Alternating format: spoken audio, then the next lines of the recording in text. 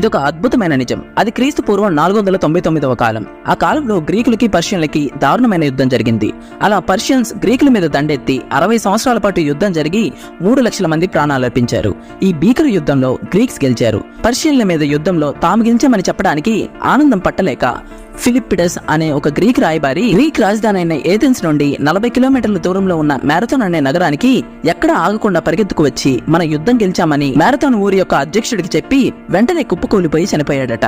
అతడి గౌరవార్థం long distance running పోటీలకి రన్నింగ్ మ్యారథాన్ అని పేరు పెట్టారు. Please like and subscribe. ఇదొక అద్భుతమైన నిజం. అది క్రీస్తు పూర్వం 499వ కాలం. ఆ కాలంలో గ్రీకులకి పర్షియన్లకి దారుణమైన యుద్ధం జరిగింది. అలా పర్షియన్స్ గ్రీకుల మీద దండెత్తి 60 సంవత్సరాల పాటు యుద్ధం జరిగి 3 లక్షల మంది ప్రాణాలర్పించారు.